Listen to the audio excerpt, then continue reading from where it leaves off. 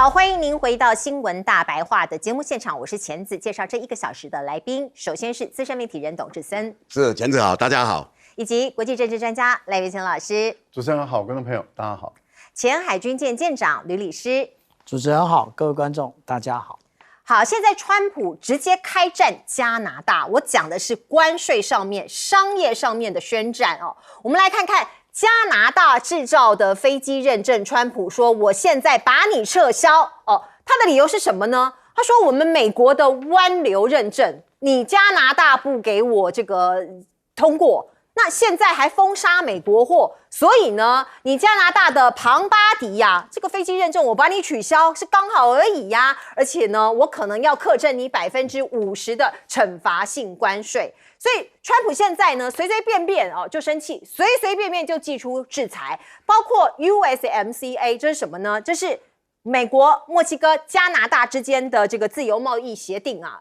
已经行之有年了，是他在第1任的时候制定的。那现在呢，他说我要来好好的审一审咯，这某种程度也是一种威胁性的言辞啊。这是贝森特他讲说，我要鼓励你卡尼你要做对加拿大人民最有利的事情。我们即将要做各种的自由贸易协定的谈判了这个威胁意味十足金融时报就说了美国官员私下3度会见加拿大的独派团体。这是这个加拿大有一个省份叫亚伯达省，因为他很有钱，他一直想要独立嘛所以你可以看到美国在后头好像在煽风点火见他们，然后呢，对方要跟他们争取一笔5000亿美元的贷款那希望有朝一日透过独立公投这个建国基金大概是这个意思，对他们的这个当地的这个亚伯达提供资金所以现在川普可能真的是某种程度要刻意的针对加拿大就你不听我的话，我就搞你。另外我们看到呢，加拿大也不是塑胶嘛，他现在跟北京签订的一些协议，而且呢，它境内有很多的石油，那出口的石油过去很多是卖到美国的，那现在我向其他非美国国家出口我故意不卖给你美国，我卖给其他地方的人那英国首相我们看到施凯尔昨天登陆了，他到北京去访问，跟习近平会晤成为8年来首位访中的英国首相，双方谈了80分钟比预期多出了1倍。那施凯尔说跟北京接触是看清全相，他想要知道中国到底长什么样子这个有点像是我们过去讲的瞎子摸象，你摸到一条腿原来这个大象长得是这样子这个长形的，你摸到耳朵原来大象长得是这样子，有一点点这个不规则型。所以呢，你看到施凯尔怎么说？他说有人摸到腿觉得是枕头，有人摸到腹部觉得是一座墙这是反映外界对中国的看法。所以我相信经过接触会有更广泛更深入的了解，他要全面了解中国。某种程度他也在讲过去很多媒体或者各种的认知作战让他看不清楚中国的真实样貌，所以他决定自己去看那英国公布了10项协议，其中 AZ 这个药厂大家应该很熟悉，砸了150亿美元在中国大陆做投资。那另外呢，还有包括以后的英国公民到中国大陆可以拿到30天的免签证，威士忌whisky 关税也减半了。那我们可以看到呢，投其所好，这个施凯尔赠送给习近平曼联的胜利球，因为2个都是足球迷嘛那这一次英国首相施凯尔访中很紧张，很紧张吗？因为我们看到一些肢体动作，包括他下飞机的时候同手同脚，那面对军乐队的时候呢，敬礼也是慢半拍，而且一直不断的左右张望，好像看起来很紧张所以媒体其实都会捕捉到这一些小的动作，是不是真的很紧张呢？我们看到呢，某种程度英国的拜访团全员也很尊重当地的一个习惯跟文化他们都用筷子在吃饭的时候，因为西方人有时候不太会用筷子可是他们全员用筷子那刀叉备在旁边，可是都没有派上用场那这也是尊重当地的一个习惯跟文化。那另外德国的总理也讲了这个梅尔茨就说，我们德国不愿意在政治上屈从美国，作为民主国家，我们是合作伙伴加盟友，而不是你的属下呀，你不要对我颐指气使哦。那我们看到欧盟和印度签的 FTA 克鲁曼说世界诉请与美国离婚这是什么意思啊？因为川普就是动不动喜怒无常所以呢，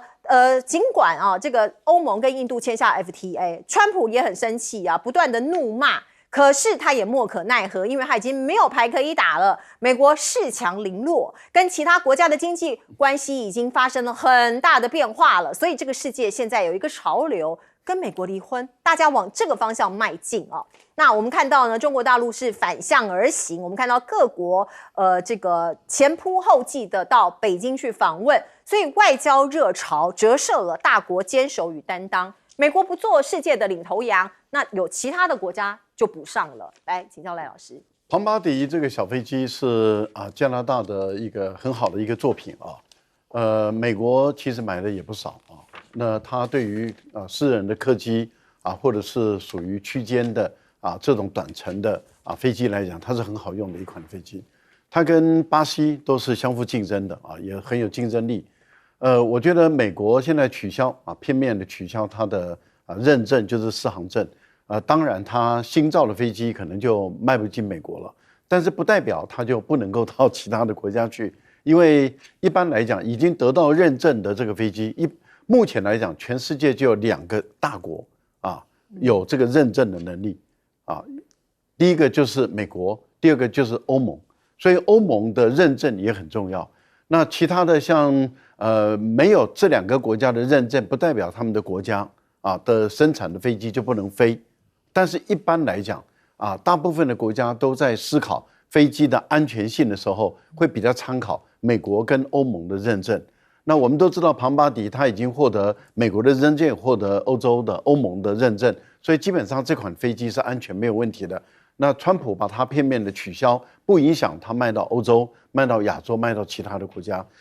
只是说我觉得川普的这样的一个做法，会让很多的人觉得不以为然。也就是说，科学的东西，一个安全的飞机，你就找了一个理由，就把它把它的认证拿掉，那它的安全性根本没有问题，你就直接把它取消。这个很多人是不以为然。不过我觉得加拿大也不是没有手段来反制。例如说，加拿大对于我们现在目前所知道的，就是 F-35，本来美国要卖给加拿大88架，那加拿大现在看起来只下订单10几架。美国这个驻加拿大的大使气急败坏的威胁加拿大说：“你必须要马上给我买。”那看起来加拿大也可以减少买 F-35的方式，或者是减少买波音的这个方式，改采买这个空巴，或者是它也可以跟中国大陆合作。对于中国大陆所生产的例如说 C919或者是小型的客机可以产生彼此之间的适航证的认证，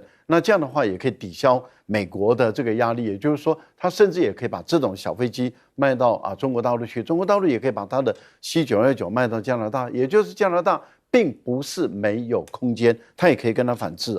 我觉得这个是要看加拿大怎么做。另外，您提到的有关于亚伯这个亚伯达省亚伯达省如果真的搞出独立来，对他这个省不是好事。为什么？因为他这个省是内陆省它2边跟北边都是被加拿大的其他的省包住，那它南边就是美国的一个州。好，那你想，如果一旦它独立以后，它要到其他的地方去的话，它就要经过加拿大的领空跟领土。它就显得很不方便了，因为它要加拿大同意或者不同意，那这个对于它的交通运输就会有问题。第二个，它没有出海口，没有出海口，它本身所产的石油、天然气，因为这个省它有5大经济的支柱，第一个就是石油、天然气，第二个就是它的森林，还有一些矿产，还有一些牛肉等，这些都是它本身的这个重要的经济支柱。那这些经济支柱它本身的体积体量都比它大，你想，如果说它今天没有好的这个港口或者是这个铁路、公路的运输，它不可能透过空运，连空运都要经过加拿大政府的同意。所以我个人觉得这个省去推独立，基本上是不智之举。英国的首相到中国大陆来访问，其实这是一个有指标性的意义。为什么？因为它是五眼联盟中除了美国以外第二的强国。那他过去都是完全追随美国，美国跟中国好，他就跟中国好；美国跟中国翻脸，他就跟中国翻脸。这是加拿大过去以来他长期的外交政策跟外交路线。但是在现在很明显的，他把这个外交路线跟政策把它翻转了。我觉得这个影响是很大，对于美国还有对于欧洲的很多国家，特别是对五眼联盟来说，它会起很大的一个作用。来，董哥。其实大家可以看到因为川普的态度，让很多国家他们纷纷跟中国大陆打交道。那为什么他这一次对卡尼加拿大这位总理这么不爽呢？卡尼是当过加拿大的中央银行总裁，也当过英国的中央银行总裁，他是一个财经的专家。那这次他因为态度很强硬，在加拿大里面获得非常大的好评。他的前任就杜鲁多在川普第一任的时候完全听川普的话，可是川普很讨厌他那川普叫他说：“我现在要对付中国大陆的华为的女儿要过境你们加拿大，把他抓起来。”他就真的去抓人了。这个就是孟晚舟事件，把人家把他扣在加拿大3年。那这个其实是完全没有人权，而且加拿大让人家鄙视。原来他就是一个这么糟糕、没有人权的国家，然后当美国的走狗。可是你当走狗有什么好处呢？没有，什么都没有好处。美国在南海这里一直演习，加拿大就陪着开军舰你看，从北美洲那么大老远跑到中国的南海去示威，你就挑衅别人嘛。然后我们再看在整个欧洲说要抵制中国的电动车的时候加拿大提高关税，中国电动车来就100%。哇，那中国大陆会没有动作吗？你们的菜籽油要卖我们这里耶，结果跟他课了高关税甚至检验很严格，几乎不让他进来，所以他们现在就慌了，因为跟美国没好处。结果现在中国大陆会报复你所以我们今天看到情况川普第2任上任以后，川普开始讲了，加拿大应该成为我们一个州结果我们看到了布鲁多就干不下去了他现在就干不下去了，只好就是让卡尼上任了。卡尼为什么这一次让川普觉得跳脚了大家记得吧？1月20号达沃斯这个论坛，川普自得意满那大家可以看到了，结果当卡尼出来讲话的时候，全体大家鼓掌起立他讲说，他没有点名美国，也没点名川普，但他讲说有些国家就是把我们整个世界上的秩序都把它搞坏了。那我们呢？大家应该团结联合起来这个起来的话，为什么呢？因为我们应该让自己就是成为自己价值，还有我们做自己基本的一个人格的一个现实主义哇，全场大家都知道你在骂川普那这个就让那时候川普已经离开现场但透过那个影片看了就非常愤怒那我们也知道，其实川普旁边都是马屁精刚好贝森特接受人家访问，他说我那天就在川普办公室听到川普跟卡尼的通话，卡尼态度很谦卑说好像他在那边讲错了，要跟川普道歉。结果有记者又去堵卡尼，卡尼说哪有，是川普打电话给我，不是我打给他不要再鬼扯了态度反而又更强硬，所以这回川普就觉得窝囊了。我讲这个我就告诉各位朋友全世界他的情况是不一样。那你今天看到了斯凯尔去了，斯凯尔去大家尊重中国人都用筷子，其实他在那边也觉得非常开心，为很多学生跑来跟他合照，很笑眯眯，那种不是装出来的大家看这你就会感动嘛。你看法国的马克龙去成都那边去办跑，哇，受到学生的欢迎。你看他说我不是来推销我们的高级品精品，不是的，我来推销我们很多美好的事物。哇，大家就觉得这个人领袖是不一样的。现在的中国大陆跟过去不一样那我们因为过去西方高度的筹划，那台湾呢？台湾是一个非常台独的地方，他一直用这种东西去筹装。过去他的那些伙伴，现在慢慢的都过去有。我告诉你最近有多少人去芬兰的总理厄尔波，李在明也去了韩国，对不对？还有爱尔兰的总理马丁，我讲的是这个月哦，大家也知道，前阵子西班牙国王、泰国国王都去了，是这次去了以后，我告诉你，2月就是德国的总理梅尔兹要去，也是带着一堆人，所以大家看世界局势不一样了，台湾还在搞对抗，省吧。大家应该是好好的相处，有来有往，这样子比较好。来，舰长，如果根据《金融时报》的报道啊，也就是美国的官员、国务院的官员已经3度会见加拿大分裂主义的团体啊，那这就告诉我们，其实美国支持这一些分裂国家的团体，其实一直是他的外交工具之一。那他只要觉得，他觉得你有用，他就把你拉来，然后各种的利用。他觉得你没用，一脚把你踢开。如果我们看到4月份这一个川普总统跟习近平主席，他能够获致一个两方面一个可以接受的共识的时候，我们就看看美国还会不会讲台独。那至于说啊，刚刚无论是赖老师跟董哥都提了非常多的这些领袖到达了这一个中国大陆，他们为的是什么？其实我们不要把他们想得太高大上，他们想的就是下一次的选举。下一次的选举要如何能胜选，不是如何跟美国站在一起，而是如何能够让人民过上好日子。那过上好日子就要有与其他国家良好的外交以及贸易。那现在谁能够撑起这个世界贸易？大家看来看去也只有中国大陆。我们来看一看英国最近几年的贸易啊，我们就可以看得出来，自从2022年这个我们可以看到这个特拉斯，也就是44天的这个首相下台之后，其实苏纳克带来的这个 GDP 呢，其实也不怎么样。但是我们看到现在的施凯尔，其实他大规模的扭转过去的一个看法，例如说他现在到达了中国大陆，我们就看到全面的翻扬，让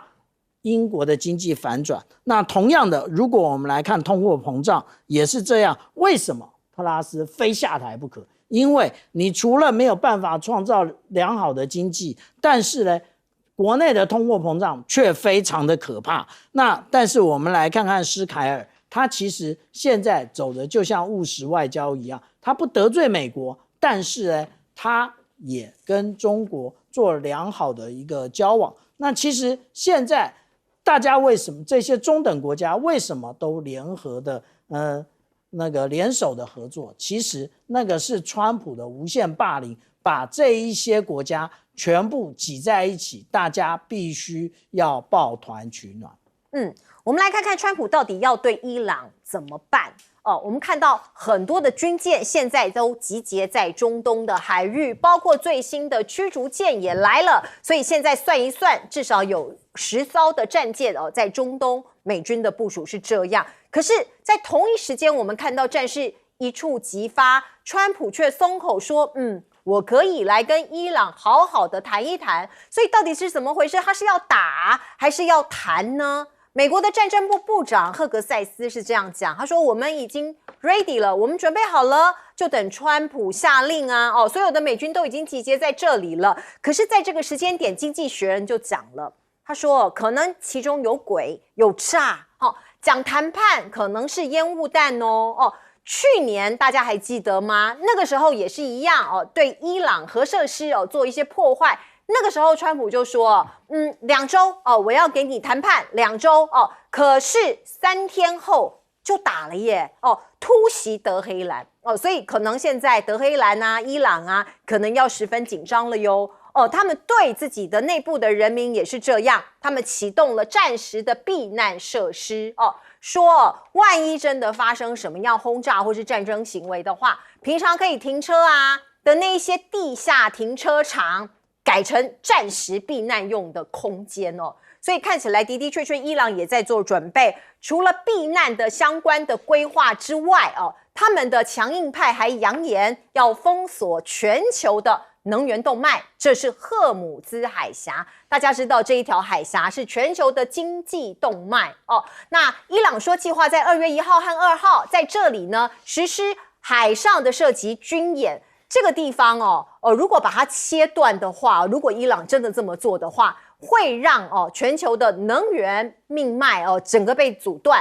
而且会耗资数十亿美元的美国军舰虚幻威望这个是伊朗这边他们放出来的一个讯息，威胁的一个讯息那我们知道呢，荷姆兹海峡是连接波斯湾跟阿曼湾唯一的通道，占全球20%到25%的石油运输，以及20%的液化天然气的贸易。所以它的地位的重要性真是不言可喻啊。那另外呢，俄罗斯说是送给伊朗战斗直升机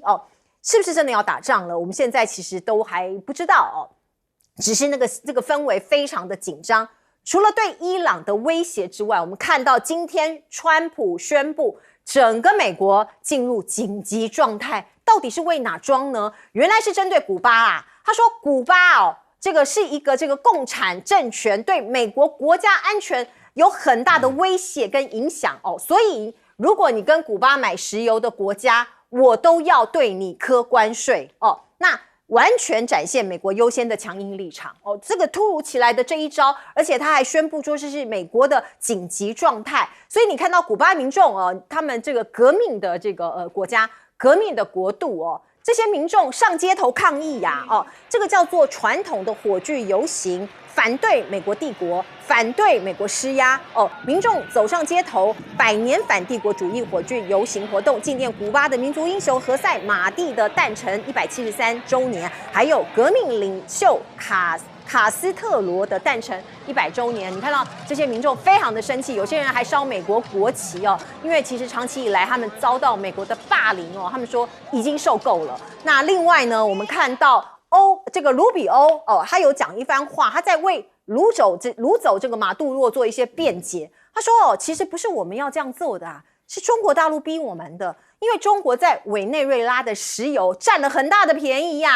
获取而且扩大中国在西半球的影响力，所以我们要阻止这件事情发生。那另外这个川普他的健康状况很多人也担心，因为最近呢他有时候讲话比较慢，然后出现了一些征兆，有人认为他可能出现了阿兹海默的相关症状，包括打瞌睡、说话突然中断、记不清楚人名所以是不是有可能而且他攻击性增强，肆无忌惮的骂人所以也有人担心他是不是阿兹海默。来请教赖老师。我先回答这个卢比奥的这个说法他实在是讲话很没有道理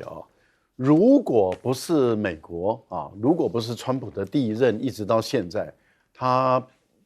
对于委内瑞拉实施封锁、实施制裁，而联合国大会已经很多次表决都通过了美国应该解除单方面对委内瑞拉还有对古巴的制裁，因为联合国绝大部分的会员国都认为美国这样子是霸凌委内瑞拉、霸凌古巴是不对的，站不住脚的。然后安理会也不同意美国这样做，联合国大会也不同意美国这样做，但是美国就凭借着自己的武力跟在这个地区的霸权，也就是加勒比海都是美国的势力范围，所以他就肆意的就对委内瑞拉实施这个经济制裁，实施封锁。如果你美国没有这样封锁委内瑞拉，封锁这个经济制裁委内瑞拉，委内瑞拉的石油当然就会进入国际的油价的市场嘛。一旦进入国际油价的市场，就是等于是市场机制来决定它的油价。可是因为你的制裁，所以委内瑞拉它必须想方设法，用尽各种办法把它的油送出去。那它的油送出去，因此政治风险这么的高的情形下，对于委内瑞拉来讲，很多国家不敢收，只有中国大陆敢收。那你要不要打折？当然要打折嘛。所以中国大陆买到的委内瑞拉的油，当然就比其他国家买到委内瑞拉油，或者是大陆到中东，或是跟美国，或是跟其他国家买的油便宜很多。所以真正的始作俑者就是你美国搞出来的嘛。而且你还不理会安理会的决议，你也不理会这个联合国大会的决议，没事安理会讨论你就投否决票。我觉得是你自己搞出来的，怎么卢比奥你不讲是非，不讲道理，到这个地步？我觉得美国的官员如果一而再再而三在国际间，在自己的国内国会这样子不讲道理、不讲是非，我觉得他们真的会被人类唾弃，会被全世界的人类会唾弃，认为这些人都不够格。而如果要是有野心，想要当美国总统的，你想想看，美国这个国家要堕落到什么程度？也就是培养一堆满口这个胡说八道，然后讲的话站不住脚的人的这些政客，却要成为美国的未来总统的接班人，这个简直都让我们觉得匪夷所思。好，另外我们要问的是，川普，你要打伊朗，你的到底的目的是什么？你真正的目的是什么？你是要抢伊朗的石油，就像你抢委内瑞拉一样，还是你真的是想把伊朗的核设施把它摧毁掉？问题是在于伊朗的核设施已经被你摧毁一轮了，你现在要摧毁第二轮，你是不是等于是向全世界证明你第一轮的时候你并没有成功？可是川普当时他自称他是100%的成功，而当时美国很多的高阶将领、很多的军事分析家都说你没有成功，而川普说你们胡说八道，我就是100%的成功。那你为什么现在要大军出动，连航母都拉过去了，还有10艘战舰？10艘战舰的意思，也就是说有几千枚的导弹都瞄准在这个伊朗的这个领土上。那你的等于是你告诉大家说，你前段时间去年的6月，你跟以色列对伊朗核设施的打击根本就是失败，所以你现在要再补，是不是这意思？还有问题就在于，这次伊朗会是去年6月的伊朗吗？还有伊朗会是委内瑞拉吗？也就是说，你美国的军舰、你美国的航母、你美国的战机，真的可以全身而退吗？如果你没办法全身而退，你有战机掉海了，然后你有战舰被打到了，你美国的本身国内会产生多大的影响力，多大的反作用力？所以我个人是觉得，你看才传出说要打而已哦，目前来讲摆出来的阵势是要打，美国的股市就跌了，然后台湾的股票也就跟着跌了，然后油价就开始飙了，现在已经涨到70块了。那也就是说，很快的你就看到全世界的经济都受你还没有打就已经开始产生影响。一旦你开始打了，而打得不顺利的话，那你美国可能你川普，我看你后面的期中选举可能就很难过了。川普，你要三思啊！来，董哥，大家看到川普他现在是设立内人，他当然就是说我要对付谁就对付谁。那当然，伊朗大家记得那时候川普用U-0B2的飞机，然后从美国开过去，载了钻地弹，大家记得吧？去打伊朗的核设施。那时候全世界都很震惊啊！川普对外讲都被我们通通摧毁，大部分都摧毁了。结果后来呢，发现其实是没有摧毁，刚如同赖老师所讲的。那他们对伊朗始终不满，不满在哪里？其实大家都很清楚嘛，在中东这个地方，伊朗是很有代表性的国家。那川普先指使以色列去对他进行了攻击。那当然大家可以看到了这些一直来的一些战斗，对美国的威信其实是很大的影响。我们知道这些年来美国在中东花了非常多的力量，结果都是铩羽而归在拜登任内从阿富汗撤退，那时候更是让大家笑破大牙美国人那些军队要撤，还去拜托神学士不要趁我们在上飞机要离开你们的时候打我们大家看到就是这副模样。但是这回川普把这些东西都拿足了。其实经济学人讲得好现在全世界大家也在问会不会打起来？打起来会怎么样？打起来油价全世界受影响，对不对？那打起来的话对美国自己内部好不好？不好大家也很清楚。所以这些东西，川普为什么要喊这个川普动作常常弄很大，但是我们看到了这些动作，如果真的美国在中亚再带动一次战争，那对美国的期中选举会有帮助吗？过去老布希那时候发动了沙漠战争他成为美国最漂亮的英雄，他有没有连任？没有他输给克林顿了所以当你打下去以后，会有人牺牲性命美国人的子弟那当然可能你的敌人会死很多人，可是战争是美国人不期待的。美国非常多人是反战，为什么我们要派我们的子弟到别人的国家里面去打仗？那这回可以看到了，所有这些东西都是为了美国个人的利益。所以你听到卢比欧讲这个是最好笑，因为川普现在旁边就是这些马屁精嘛，卢比欧啦，贝森特啦，就这些人啦，那这些人每个人好像都在帮川普，讲话就越来越像川普，包括台湾那个叫古立言的，这讲话也越来越像川普。那他们讲这个干嘛？他们认为说你们在委内瑞拉，中国大陆你是获得好处的，这是最新的讲法。那大家记得过去美国在联合国骗了所有的人啊，他骗说伊朗有核设施，所以我们全世界要来制裁他。2010年就制裁就够了可是这制裁只能制裁10年了。2020年联合国那时候川普当美国总统了，我们要继续制裁，结果通不过到目前为止，制裁伊朗不是联合国的决议，只是美国一直希望这样。那美国在联合国大家也知道形象也不好然后自以为老大。现在川普又自己要弄一个和平委员会要700国人24人了说我们这个是要这个和平委员会是为了那个加沙走廊的，不是他搞一个比联合国更有能耐的一个委员会，由自己来当永远的主席。我卸任了以后，我继续干联合国主席，你懂不懂？但我这个主席有多大呢？各位你可能不太了解这个和平委员会所有会员通过了，主席有否决权。然后我不干美国总统，我继续干主席。可这个是只要他自己不想下台就终身制，然后他可以在里面定相关的法规，可以决定对哪一个国家做任何的处决裁决，比联合国的那个还大，你知道吗？所以大家就觉得，而且他还觉得很骄傲他认为加拿大的卡尼得罪他。我本来邀请卡尼，我把它撤销、取消。各位，我们今天真的是跟一个疯子在耍得团团转。所以，如果全世界没有中国大陆跟俄国的话，全世界在川普眼中都是他的殖民地，这个很清楚嘛。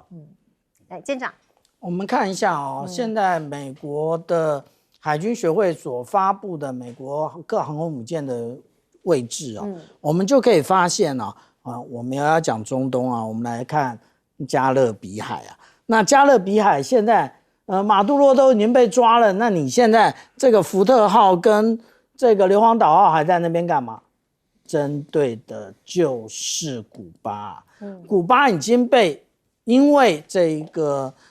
委内瑞拉已经被整得胡说八道。我们来看看它的 GDP， 以这个从2020年到2025年，它的 GDP 竟然都是负的。为什么？因为其实它需要委内瑞拉的油，那也因为如此，那它的一个披索其实贬值的非常厉害，一飞冲天那现在，所以我要特别强调的，也就是川普经常在搞什么声东击西，他现在在讲的好像是在讲这一个伊朗，但是他可能随时对付他南边的邻居那至于说伊朗刚刚赖老师说的没错上一次他打的这一个叫做纳塔兹这个地方也是一个核设施的重地，可是那个伊朗果然不死心他在南边的这一个靠山，也就是挖了一个更深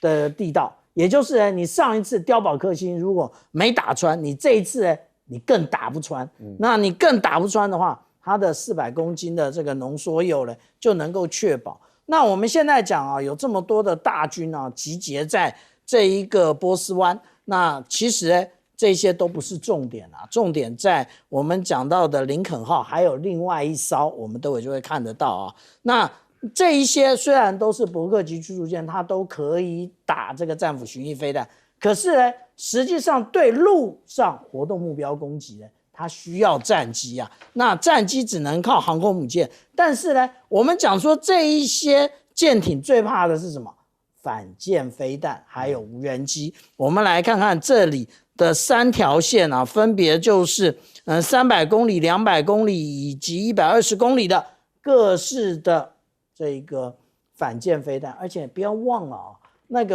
这个胡塞组织背后的老大哥是谁？背后的老大哥就是那个伊朗啊。那既然那个胡塞组织都可以在红海把美军打得胡说八道，那伊朗不行吗？那所以美国在等什么？美国在等第2艘航空母舰打击群。那现在出现了没？其实我们看到最近在动的航空母舰打击群其实有2艘，一艘是罗斯福号，但是罗斯福号呢，它是在圣地亚哥，也就是美国的西岸的部分。但是有一艘叫做布希号，布希号其实在1月13号就离开诺福克基地了，进入这个维吉尼亚海角作战区。这个地方是做什么？它在回收这一个舰载机。所以当它回收舰载机之后，然后川普处理完古巴之后，马上就来面对伊朗。好，我们来看看呢，美国的军机在南海去年10月份接连2架飞机坠机，那到底发生什么事情我们不知道。不过川普倒是爆了一个料，他说这个事情涉及人为破坏，他们很快就会告诉我，所以他埋了一个梗那到底是哪一个原因这个因为飞机坠机这件事情，那当然美国这个会对外界来非常的关注，可是现在调查报告还没有出来。我们再来看看这张照片，从 Newsweek 它这个把它给公布出来，是从美军的手上取得的，说是他们美国跟菲律宾在联合演习的时候，却有一艘中国的军舰尾随在远远的地方在监视美菲海军部队的联合演习。那像这样子紧张的状况是不是也是媒体刻意放出来的讯息呢？再来看看，其实最近有一个新加坡航空展第10届那中国大陆有派这个空军的飞行表演队过去，我们看到7架歼10的表演机队现在已经飞抵了樟宜机场，可是在空中他们有一个一站式的加油也就是空中加油。那这个表演机呢我们可以看到呢，在空中加油这样子的一个画面也透过媒体传播出去所以叫做一站式的直飞新加坡。那中国大陆解放军现在内部到底人事上面有什么样的问题吗？包括张又侠中箭落马这件事情呢，大家都还在揣测原因那我们看到这篇报道是这样讲，他说美国的华府有一点有一点戒备因为过去他们说这个张又侠是美国这边很尊重而且熟知的中国的军方高层的一个对口。那现在他离开了那美国政府如果要跟中国大陆解放军相关的高层要建立沟通的管道现在已经少了就没有了。所以呢他们很担心，希望避免发生意外的冲突或者是误判，所以现在在建立另外一条管道。而我们看到中国大陆跟日本最近的外交事件频传那尤其是高市早苗的台湾有事的这个发言对引起中国大陆非常极度的关切。所以如果假设中日交战的话，会是怎么样的光景呢？我们先来看看，记得这个场景这个是中国海军舰这个歼 15B 的舰载机，那个时候从辽宁舰起飞的时候，不是有锁定这个日本的 F-15 2次雷达锁定吗？那时候还引起2国很大的一个口水战。那这个动作现在美国的媒体说这是实战级的前置性反制远超过以往半飞示警的常规模式，所以让日方始料未及。而钓鱼台这个有领土上面的一个争议我们看到中国海警局他主动发布了，他说在2025年他们巡航357天，几乎天天去5年来出动舰艇55万的一个艇次所以你看到他们非常严密的在这个海域这个进出没。可是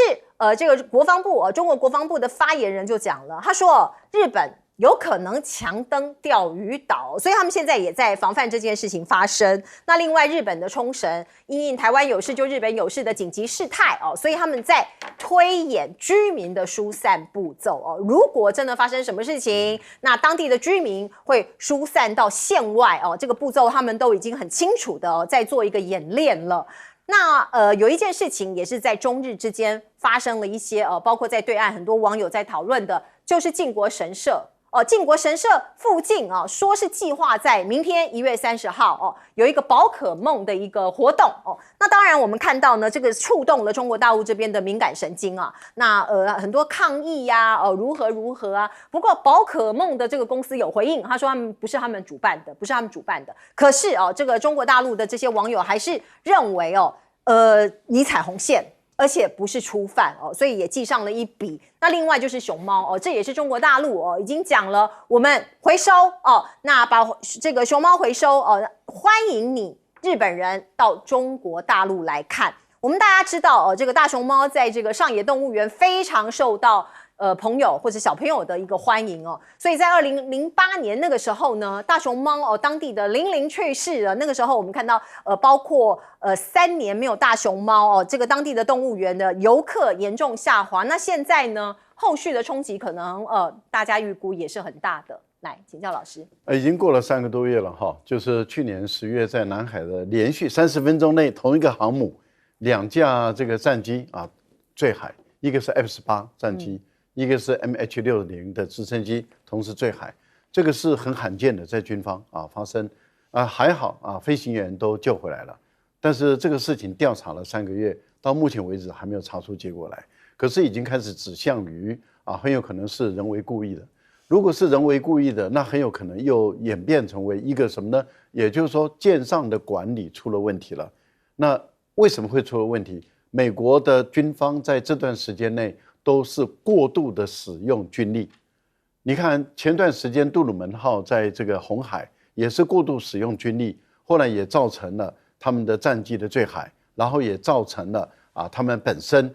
这个撞船的一个事件。就是过度使用军力的时候，通常会引起这个舰载官兵的不满。舰载官兵的不满，他们就会在很多小地方上给你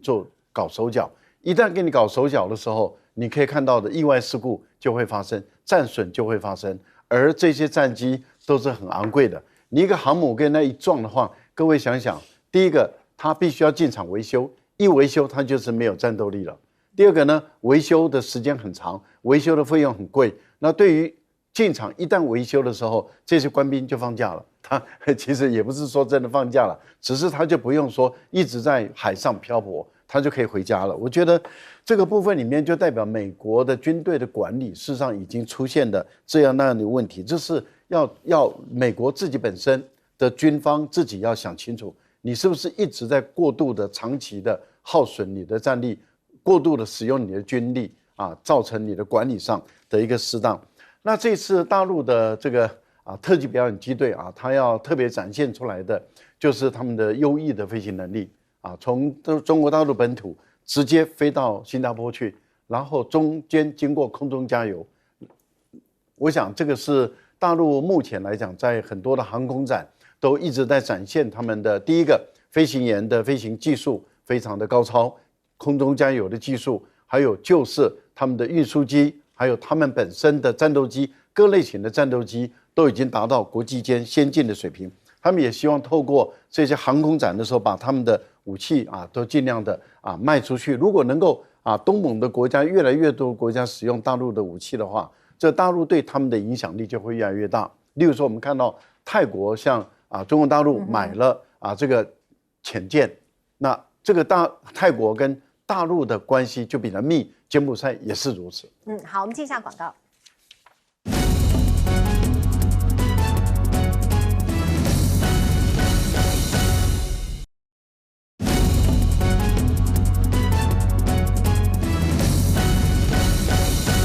好，我们来请教董哥怎么看美国坠机的事件。其实大家都非常清楚美国它的大黄蜂去年就掉2架那是一个军方常常用来炫耀的品牌那其实最主要是人为是美国几乎他是这样认为，就是人为川普也都在讲，但是人为到底是怎么样的被破坏，自己人自己搞自己，那这个当然就是涉及了整个士官兵的士气，它情况跟台湾有点像。你的士官兵的士气，大家你看，川普一上任把国防部改成战争部，表示我要到各地去打仗，我就是专门这个部是专门用来打仗，那不是嘛？但是他这样搞的话，很多阿兵哥就超死了，然后他去凌内去霸凌那些高级将领，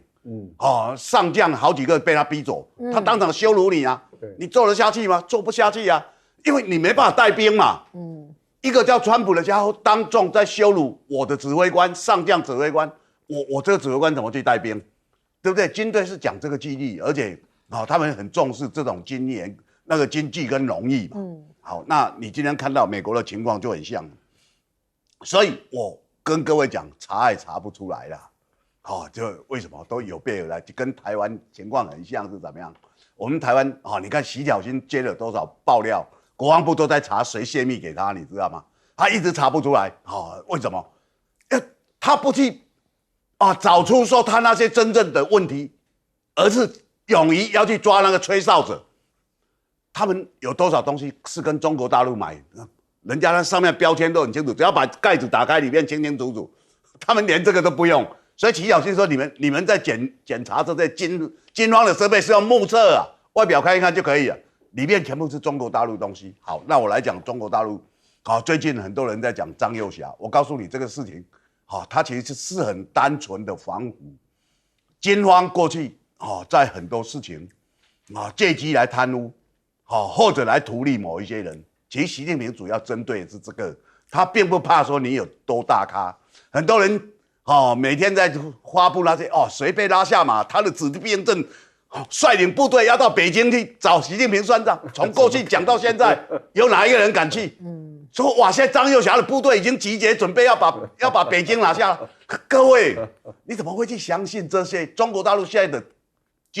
国防他已经这么进步了，是他的部队也很精啊。他现在效忠的就是习近平。一个国家的元首当了10几年，你说他的地位还不稳，你这讲给谁听啊？一般国家元首最多当8年，所以我讲不要听信那一些。现在中国大陆跟过去完全不一样。好，我们进一下广告。